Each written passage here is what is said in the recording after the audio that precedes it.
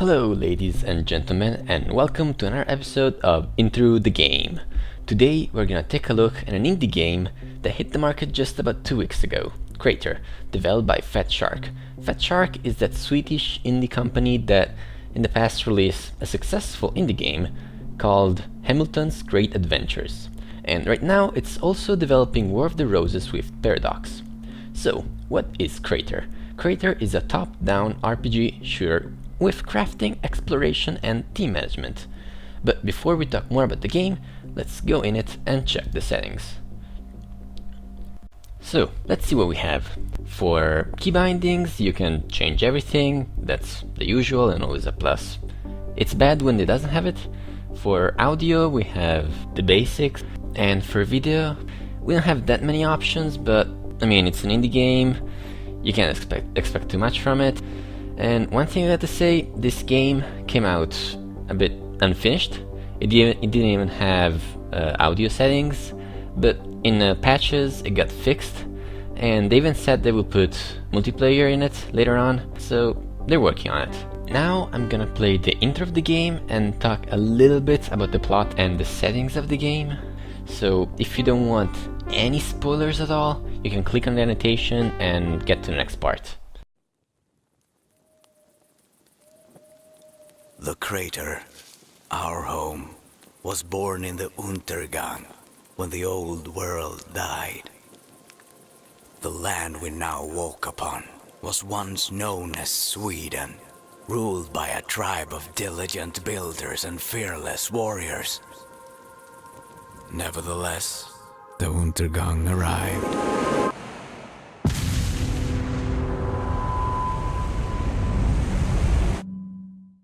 The sky and earth changed as billions died. Amongst the survivors were a stalwart band of settlers who, surrounded by death, found refuge in the verdant crater. Their new home did not only offer fertile soil, but also treasures from the past, buried beneath. Greed and avarice lured us into opening gates that should have remained sealed. Sinister forces were drawn to our wealth, and like flies to a corpse, gathering at the rim that had protected us for so long. I, for one, prayed to Saida that someone somewhere was willing to make a stand.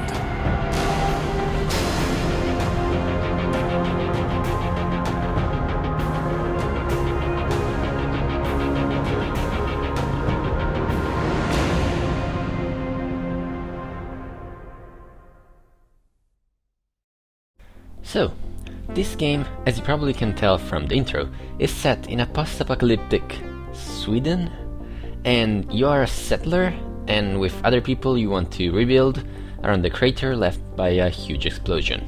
Yep, that's it. As we said before, this game is a top-down RPG, and it has elements of team management. What I mean by that is that during the tutorial you will be given 3 characters. Each character has 2 abilities, and in the game, as far as I can tell, there are 4 types of characters: the tank, the healer, the specialist, and the DPSer. You can hire new characters, but you can only have 3 at once. From what I've seen so far, all the classes have the same skills, except when you find a mutant character that will have a different set of skills. So far, I've only been able to find a mutant medic, but I'm sure there's one for each class. So, let's talk a little bit about game mechanics. You move with the right button, you can rotate the camera around with the middle button, but you cannot change the angle, so it's always top down. The skills are activated by clicking the numbers from 1 to 6, and you attack on the enemies by clicking on them. I quite like the combat. All the abilities have weight on them, and you can feel when you use them.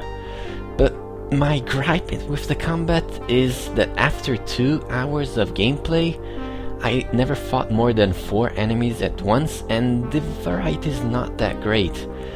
In each area, you will only find about 2 to 3 enemy types, and it will be something like big rat, small rat, other type of rat, or radioactive rat, small radioactive rat, and so on so far.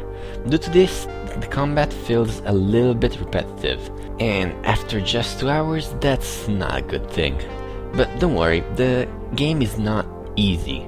You will actually risk dying if you don't use your skill correctly to fight the enemies, and if you die with some of your characters, you can actually lose them forever. But not immediately. First they get injured and you can actually heal them.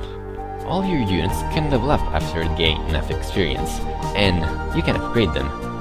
You can modify their skills by adding boosters on them, and you can make your character stronger by putting implants in them. All the items, the boosters, the implants can be dropped by enemies, bought at a store, or crafted. The crafting system is quite simple. All you need to do is find the blueprint, usually you drop it, bring it to the town, use it, find the components of the item, and make it. I quite like the inclusion of a crafting system because in this type of games, that's something I have fun to do. Now let's talk comparison. The style of this game is very similar to the one of Torchlight, Path of Exile, Diablo, but can this game rival them? I would say that right now, probably not.